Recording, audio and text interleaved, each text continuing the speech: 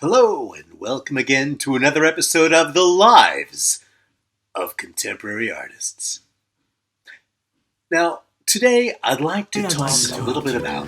Today, I'd like to talk about an old acquaintance of mine, the Los Angeles artist, David Schaffman.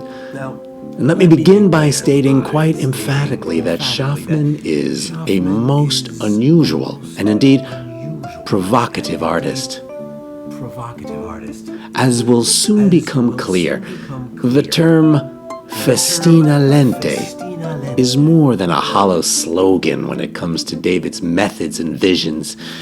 He indeed makes a leisurely haste in his daily crucibles in the studio.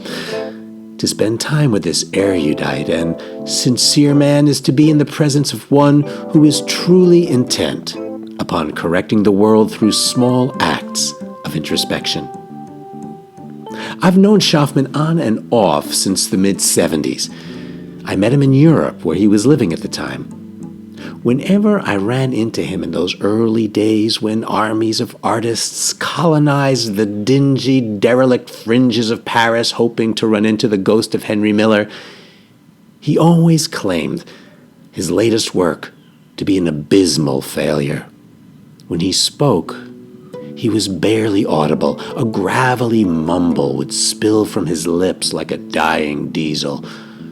To call him depressive would simplify the quirky sensitivity that determined his saturnine behavior. Artists like Schaffman believe that nothing short of the fate of Western civilization is at stake when they enter the studio. He disapproved of the work of most of his peers, claiming that they pandered to what he called, and I quote here, the trivial tastes of the rabble whose infatuations with bloated confections are a cultural intestinal bacteria. He tends to repeat himself, but when I heard him say that the very first time, I wanted to tear out his liver. You see, in those days, the name Timmy Black was beginning to mean something, and the thought that my own work was anything less than brilliant was an impossible fantasy only a madman dare entertain. Schaffman was anything but a madman, but at the time, he was certainly a jackass.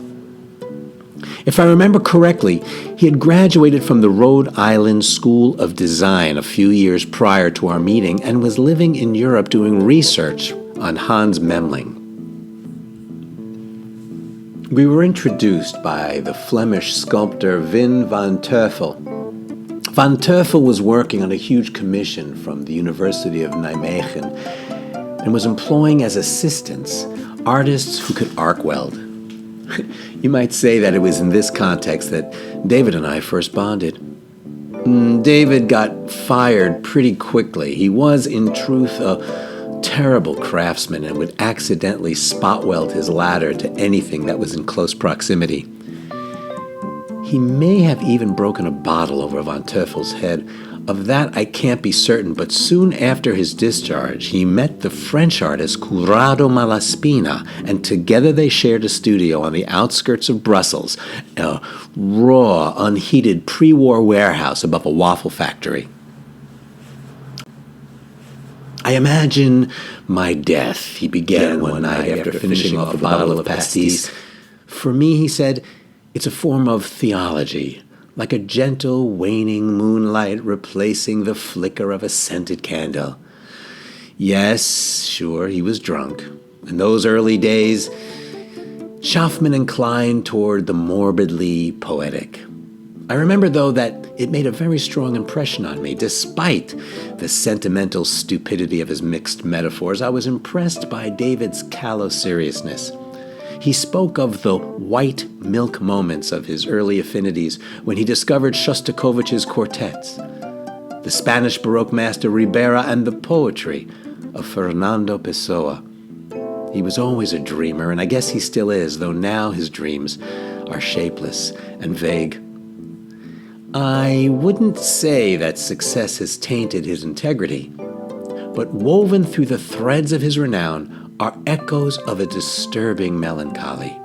His new work is both beautiful and tragic, obsessive and restrained, thoroughly modern, yet inexplicably obsolete.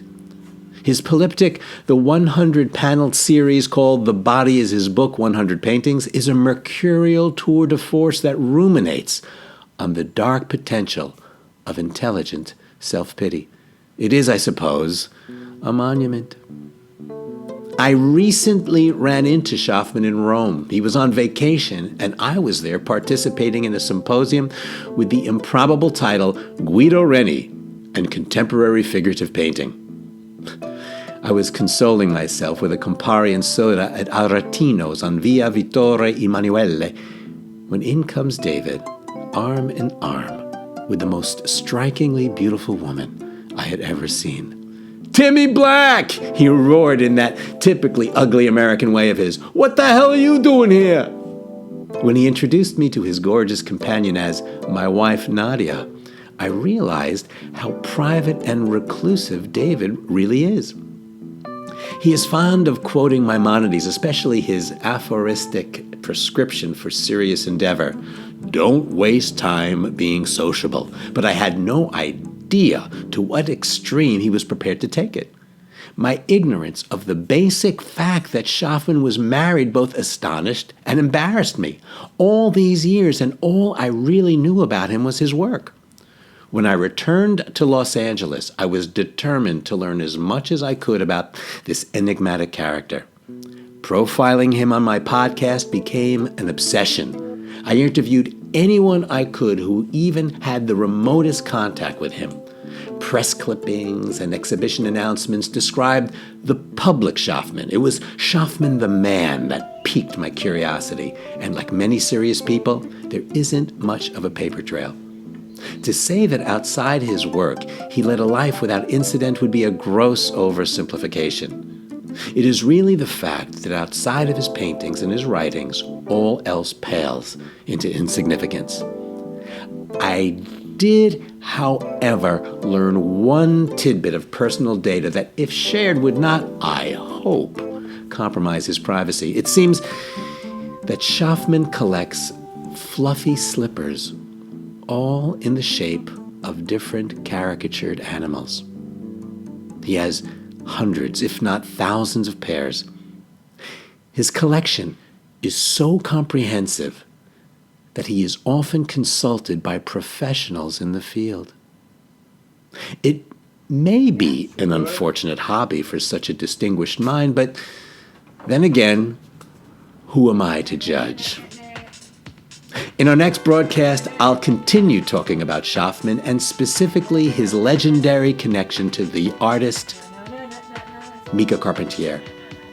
Thank you for listening, and I hope you join me, Timmy Black, for another episode of The Lives of Contemporary Artists.